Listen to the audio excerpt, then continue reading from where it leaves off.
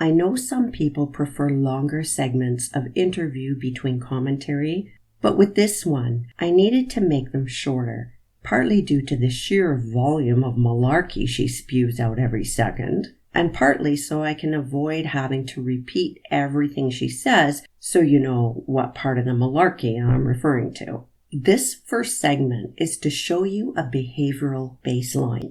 Watch her body language. Listen to her tone, cadence, and how she tells the story. So when he got demoted from staff sergeant, that was when we lived on base. I called military police 911 and got in trouble because he got demoted from staff sergeant to staff sheriff because he hit my mom. He went across the kitchen table and pushed her everything and had to come to base.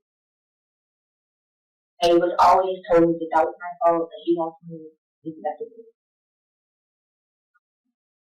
We were on base, and they told us, like, my mom was like, oh, so, like, you know how bases are by range, like, the different houses you can live in. So we had to move into a smaller house because he got demoted. Everything was my fault for calling everyone for it. That was the first time that, like, I really remembered vividly, like, how abuse was, and then there would be consistent fights, consistent blood, consistent sleeping in cars, running from him. His own family wouldn't even, and he was like that. My stepsister Amy, who was like adjacent to the house with her grandma, she wouldn't stay with us on weekends. She said everyone knew. No one wanted to, like, basically I used to stay across the street because they didn't want to go there because he'd get so bad. The story you just saw her tell has been independently verified. Notice her body and head movements look normal. Her gestures are normal and close to her body, not extreme, and they are without any dramatic flourishes. Her cadence flows along, but isn't that rapid-fire speech we so often hear from her. Her volume is appropriate, her pitch not shrill. She gives appropriate detail in appropriate places. She tells a straightforward story without going off on tangents and without jumping around to different time frames. Could a body language expert find details off here? Oh, probably. We are dealing with Letecia. But this is the best baseline I've got for this interview. Compare that to the next clip.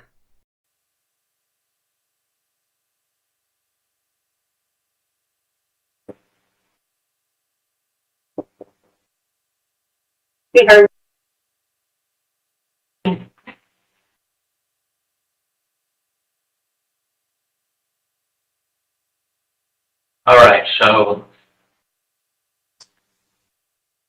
this may be the most difficult part of the day. To talk to us about what happened on the day of the event. Maybe things leading up to it.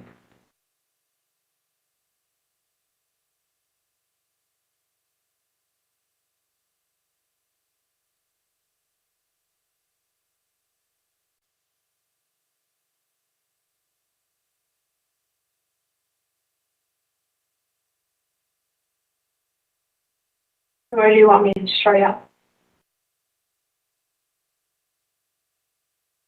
Compare the movement of her body, head, and eyes to what we saw in the baseline clip and in her first police interview.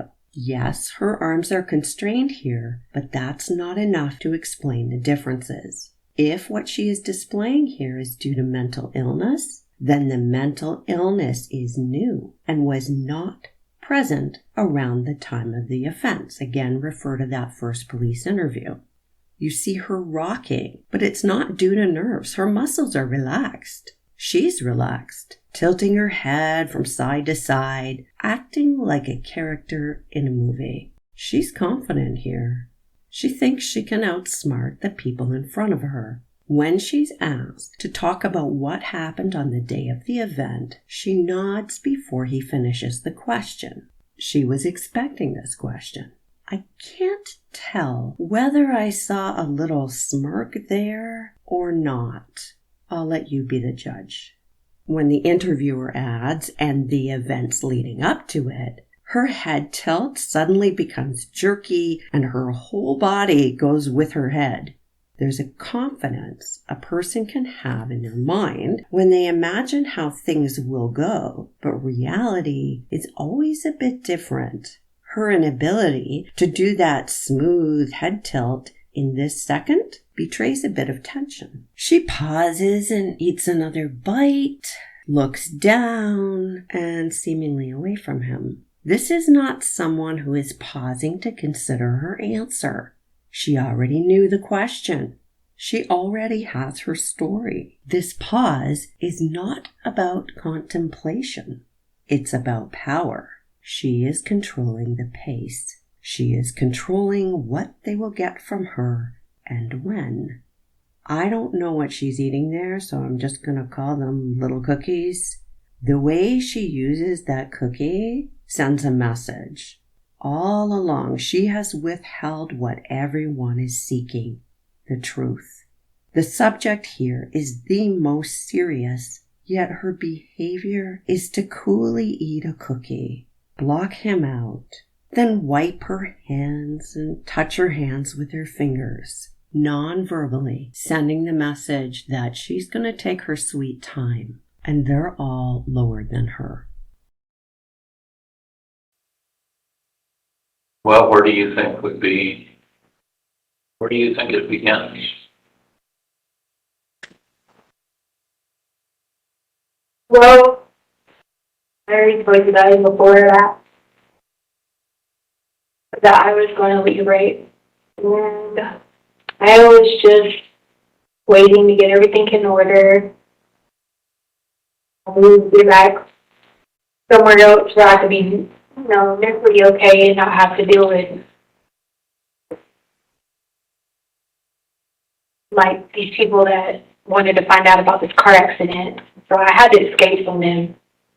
So I started planning to get a place to stay. I was going to work as a flight attendant, get all that information like I told you guys before I landed back. He asks where it begins, and where she starts is with saying she needed to escape people who found out about the accident. Remember the Google searches about hit and run? She's saying here she was going to leave. I don't know what her original plan was, or how she was going to drag Albert along. Given what we know about her, there would have been a scheme to manipulate him. She's saying she had to put everything in order. Previous testimony from Stauch was that she was good at planning. And when she planned a family activity, it was organized and detailed. By many examples, we know she was capable of planning and thinking things through. And she's saying now that she was planning. This capacity is important. All along, she has demonstrated that she regularly considers how things might turn out, that is, the consequences of her words and actions. She has the capacity to form an intention, to plan, to consider outcomes, and modify actions to obtain a specific outcome. So that's it, right? I should just end the video right here? What does mentally okay mean? She has not used this language before. In fact, she's pushed back against the idea she might have any kind of mental illness. When she describes what she was trying to run from, what she didn't want to mentally deal with, she pauses here. She's going to hide something with her next words. She says here, like these people who wanted to find out about this car accident. She was afraid of getting caught for a hit and run, but that's not why she was leaving. Then stopped working at my job. I got on the way again. I really dropped for it. I wouldn't because I still live in Colorado. So no matter where I live in Colorado, the mob, the mafia, I got people looking into it, investigator to find out where he's from, but I had to get away from him. You know. So I got a new job and all that, was get ready to go work as a flight attendant. It came back in January, you know, I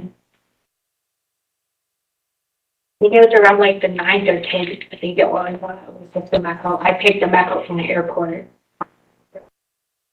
That was that, like, you know, transition period, getting everybody back, you know, in the mode, in the routine and all that we were.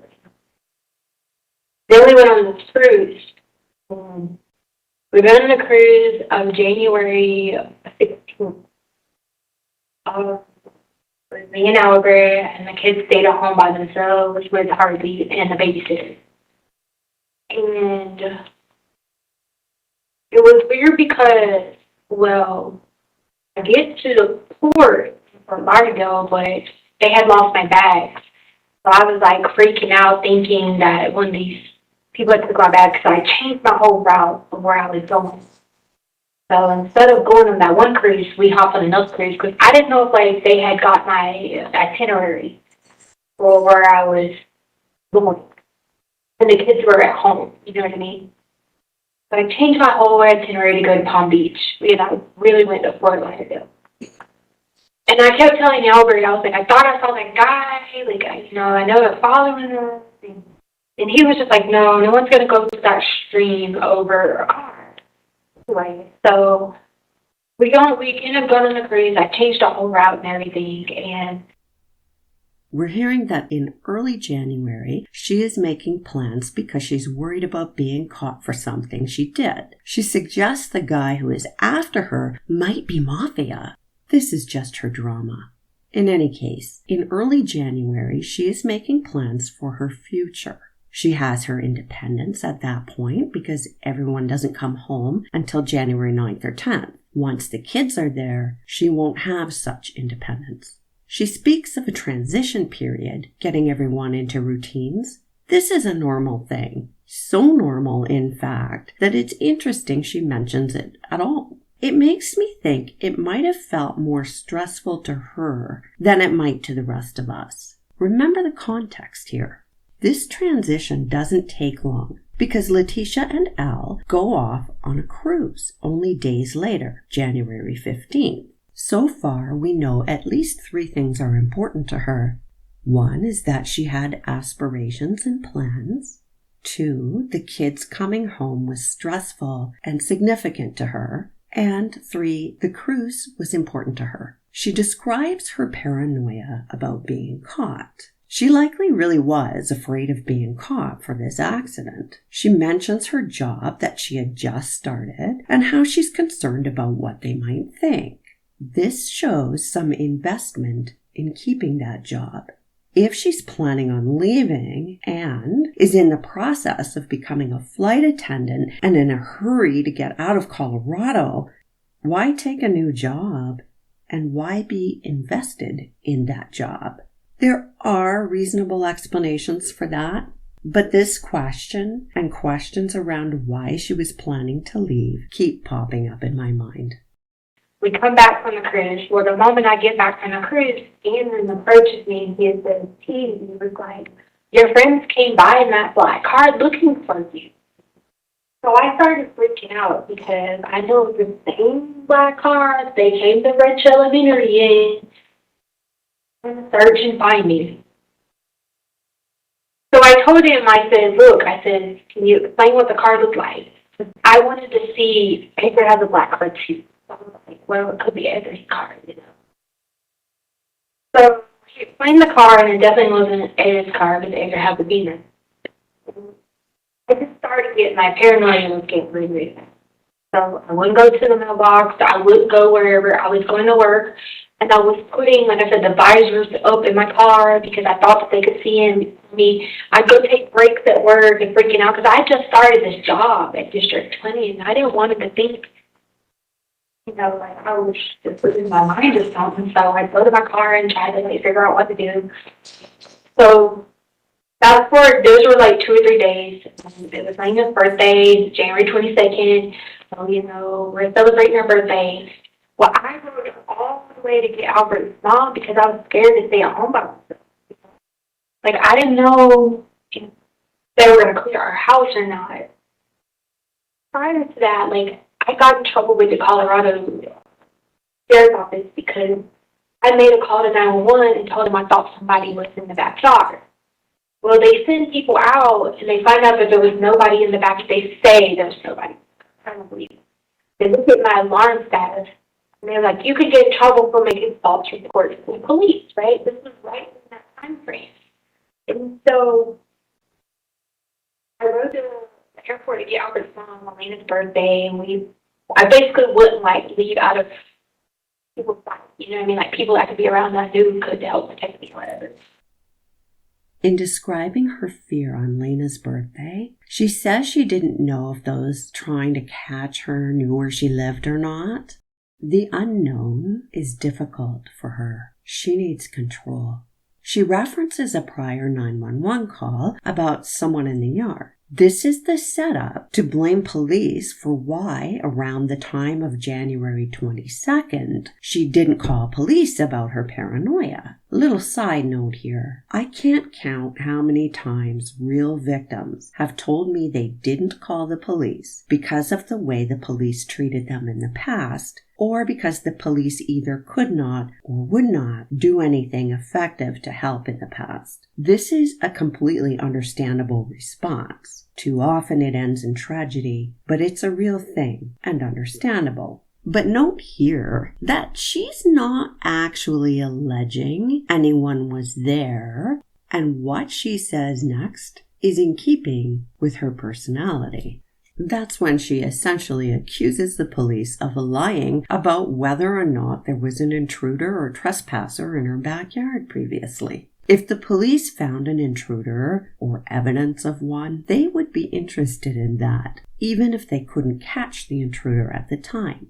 Police know that prowling precedes other more serious crimes. Letecia has previously demonstrated her need to be seen as right. Anyone who disagrees is lying or stupid or plain wrong. There are times when people can disagree, but these are times when she's not focused on getting something. An example of this is when Albert tells her no one is following them on the cruise. That also illustrates her ability to check her reality. Here, this denigration of police, that accusation, is a way to blame them. She can't take responsibility. Notice she says she got in trouble, and she says enough to point the finger and then glosses right over the rest of it. Notice also that she gets back to the topic at hand without being redirected. Her tangents occur when it's convenient for her. Fast forward on a couple days, I was trying to go to work. This would be all over the place, And so January 26th, that was the day that Kobe Bryant had died in a helicopter crash. And we were going to go to church that day. Well, there was this guy who was saying he was Michael the Archangel now. That's why we didn't go to church on January 26th. It was a Sunday. Now, first of all, I told y'all where my faith is in Jesus. We had a business card that said Michael the Archangel. So I'm thinking, I even asked my, attorneys this, and they've asked me back and forth, why do you think this man was doing this? He was trying to keep us from going to the church, Turn the car around. We're just going to go on a hike because, Kobe Bryant died. I love Kobe Bryant, We'll just go on a hike instead. So we're on the hike on January 26th. This is one day before the homicide. This Kobe Bryant thing is so important to her. She brings it up a lot. It may be an anchor point for her narratives. I'm not 100% sure. She's telling us that it's significant that they didn't go to church on the 26th. People don't provide narrative excuses for things that are not important, and she takes time to get to the reason. If someone asked you why you didn't go to church, you would state the reason. Simply, I slept in. I had another commitment. Well, that's what she says to introduce the archangel story. And she looks hard at one of the interviewers and holds that eye contact. She's making sure she's drawing him in. A guy saying he's Michael the Archangel is the reason they didn't go? What? What guy? Where? When? Who is he talking to? Why would that keep you from church? The guy has a business card that says Michael the Archangel. She has not said he is actually Michael the Archangel. She says he's a guy. She's making like he's important to her story as he's the reason they didn't go to church.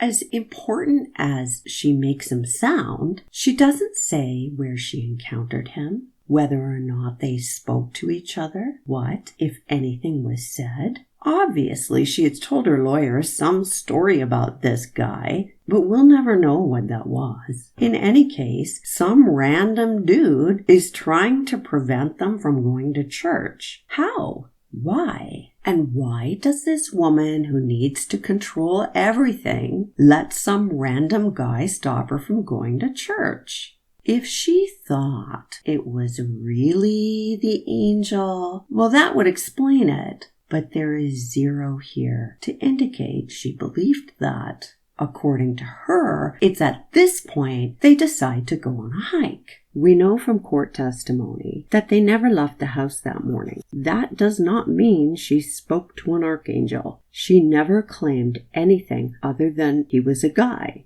And she said she turned the car around after speaking with him. Even in her own story, this archangel didn't appear in her house. Even in her own story, he was just a guy.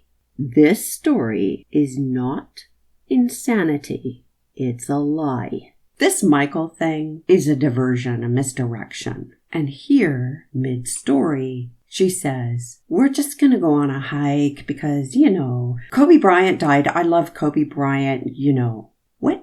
And poof, there they are on the hike. She hasn't actually said why. She's hiding something right there. I can't tell you if she's hiding actions or intentions, but she's hiding something right there. Too. What did they do? Talking to the kids about everything, and the brother was wanting, he knew I was packing boxes. He knew about the flight attendant job. Trying to go with me. I said, geez, you have to wait till Wednesday. I said, because I'm going to talk to your mom to make sure the flight attendant stuff is through, whatever. Well, when we were on this hike, as we were talking about this, I think that happened earlier with the whole Michael the Archangel. That's when something started telling me that we don't have to be a white family to jump. Because if it be a black family, it would never make TV. Which, you guys know, that would be definitely true because there's a lot of racism still in this country, So, throughout the day, this kept happening with the whole Michael the Archangel guy, And I'm like, why is this? I didn't know if the people were getting him to come as both as Michael the Archangel and get him to come there. Or if it had anything to do with the guy from the accident that was the leg accident or what. So finally I told the kids, I said, look, let's just go on home. You know what I mean? The day's been too much of a hard day. Let's just go. Hannah was complaining with his stomach because he had poop all over. Whatever. Yeah, but I told you his back down at problem. Well, we get ready to go home. I hadn't gotten dinner yet. So I leave him and back home, he's taking a bath or whatever. Me and Lena go get food, have do whatever. Riley was at work. So we come back, feed him, do everything, like a normal thing. My mind is still sitting there about this whole, I feel like it was God trying to tell me something, this whole arching. So my mind was stuck on that. So I was like, let's call it early night, guys. Let's just, That's what happened today with the whole helicopter. It was just like not a good day that normally we have on. She goes off course from the hike narrative to interject the subject of packing boxes. 3 guesses as to why this particular interjection. You know that's a way to bolster her box cutter story. She doesn't claim she's seeing Michael on the hike. And she's saying something told me, not I swear I heard. So no auditory hallucination. She says here that she wanted to end the hike and go home, whereas previously she'd stated the reason they had to end the hike early and go home was because Gannon had an accident. Now she throws in his accident almost as an afterthought. All this talking about the hike, and what's missing? Anything about the hike itself. What was the weather like? What route did they take? Did they enjoy it? How far did they get? What did they see? We know the hike happened. So what is she trying to hide here? She leaves the house, leaving Gannon alone in the bath. I'd previously wondered out loud whether she dosed him with the hydrocodone before his bath.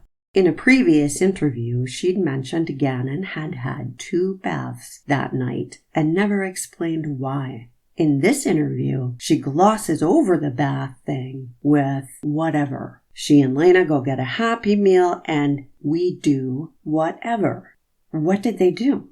How long were they gone? There's a lot of time being hidden here. They were on their way to church and didn't get there, but went on a hike and get home at or after supper. It's clear it's not lunch. She previously said Gannon had 2 baths that night, and she says she wanted to call it an early night. But hold on. In her previous stories about the fire on January 26, she said she'd kept Lena up extra late. She's hiding a whole lot about January 26. This business of God trying to tell her something, and she doesn't spell out what it is. That might be her conscience, because she'd already planned to commit murder. Notice when she mentions feeding Gannon, she says, feed him, do everything, like a normal mother. She has to act like a normal mother. And here's Kobe Bryant again. Hi. So then we leave. I'm like, we'll go get Happy Meal, come back. Call it a night. And I'm in the bed, just like relaxing or whatever. And I hear the alarm on fire, fire, fire, fire. So I just am immediately freaking out. The next 30 minutes of that, 30 minutes-ish, was a glare. Like a glare. So like, where I went, I went into protection. And I got the dogs, Lena, and took her outside because they were the first people I saw upstairs, you know what I mean? So I was thinking get the safe people out first, But I come back and get ready to run down the stairs to go back to get G, and I had socks on. So I slipped down the whole stairway or whatever. That's how my blood gets on the baseboard. I buzzed my head against the baseboard because I was running so fast down the stairs to get down to where I see smoke at this point. She makes reference to a 30-minute time frame. Anyone who's been in a fire knows things happen in seconds, not minutes, and certainly not 30 minutes. What she's doing here is trying to say she has lost time because one of her alters took over, specifically that she went into protection. And we know her claim is that when she goes into protection, Maria takes over. And she allegedly has amnesic barriers in respect to Maria. That, and her implying here that there's a 30-minute time loss, is evidence she is lying again when you hear her very next statement, which describes what she's doing during this time that she's somehow lost. Also notice in this story, the first statement about what she did is accompanied by a rationale. In her previous statements, she described how she put the blanket over the alarm sensor to make it shut up. She saw smoke coming from the basement where Gannon was, and instead of dealing with the fire or helping Gannon, she got keys from somewhere and ran upstairs, leaving Gannon in the fire, and even left the house with Lena and the dogs before going back for Gannon. And I tell you, the reason she went back for Gannon is that if he died, Lena would have been questioned, and she would have told that Letecia didn't even try to save him. In another story, she describes running up and down the stairs 2 times. She understands now what that looks like, and that investigators are suspicious. So now she has modified her story and included a rationale to help herself. We know that Lena was not the first person she saw while she was trying but failing to shut off that fire alarm. And there's a brand new injury to her. In her valiant attempt to save Gannon, she slips and falls and hits her head hard enough to cause it to bleed enough to get blood on the baseboard. Go back and look at her first interview. She makes a point of showing the detective that she herself was injured in the fire, specifically a burn on her elbow, ostensible proof to bolster her story. But at no time does she mention sustaining a head or scalp wound in the fire. When she is examined at the hospital, the need for such examination created by her other lie of an intruder and her sustaining several head blows, the medical exam revealed no injuries to her head or scalp. But here we are with this story. And while she's telling them these modified versions, she's making a lot of eye contact at key points and holding that eye contact way too long. There are a couple of reasons why liars do that with eye contact. They think that's what you're supposed to do, and they're watching to see if you're buying it. If they see doubt or judgment, they'll modify their story. As soon as I see the smoke, I go into panic mode. I was having flashbacks of, all the fires I've experienced. I went back upstairs, went back out the front door again, and then realized Shannon's downstairs. Go back downstairs. And then I went back down the stairs again, and Shannon's on the sofa, and the fire is around the sofa.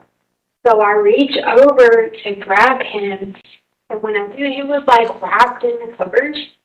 So I grabbed the covers, I pulled the covers, and when we both go down on the fire,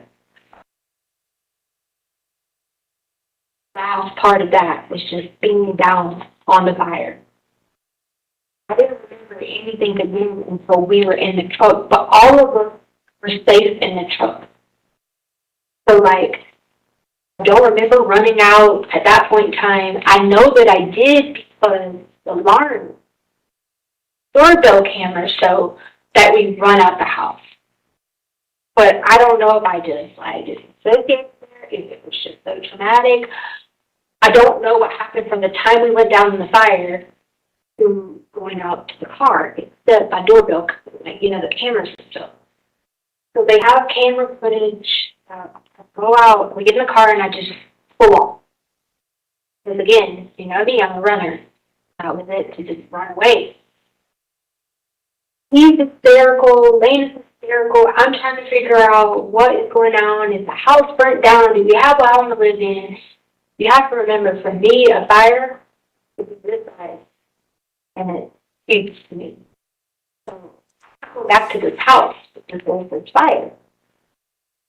Well, like, the gas tank was on empty, but someone kept telling me, just keep driving. Your car's just going to go on empty anyway. Just keep going. Don't worry. Your car's just going to keep going. Don't worry. Somehow, in between that time, I end back up to the house. Again, that was a gap that I don't remember. But I text Harley according to the messages and says, it's okay, there's a fire, everybody's okay. And I send her a picture of the fire. Wait, a minute ago, she said she went into protection mode, but now she's in panic mode. And in a prior statement, she said she saw the smoke coming up the stairs, not that she fell down the stairs first and then saw the smoke. And what is this? Like part of me was having flashbacks. When you have a flashback, which is different from a memory, you are back in that situation. Oh, please, nobody say one of her alters was having multiple flashbacks while she was fully aware and in panic mode, while Maria has taken over in protection mode, but Letecia is somehow aware of all of this and suffering with amnesia. She's using flashback because the word supports the diagnosis she wants. All of the fires I experienced? Man, if there were a lot of fires, heck, if there were any fires in her past, I hope investigators take another look at those. She ran out of the front door again? Wait, how did she get upstairs after falling and hitting her head? How do you forget there's a child downstairs in the fire? The child you made a conscious decision to leave in the fire to save the safe people first. The child you just now fell down the stairs trying to save. How does that work? She doesn't remember anything for during the time they were safe in the truck. Is she trying to say she dissociated here after she's safe? Oh, but no, she quickly modifies that. She remembers it has to be in response to trauma, so now the dissociation happened when she and Gannon fell on the fire. Got it. Okay. But she dissociates again while she was driving and the danger had passed. But during this dissociation, she's wondering if the house burned down. This is less obvious, but similar to her saying what she was thinking about during the time she was blacked out. Also recall in an earlier statement, she described how she put out the fire. There's so much to this, I'm going to have to do it in parts. I'll leave it here for now. Thank you for listening.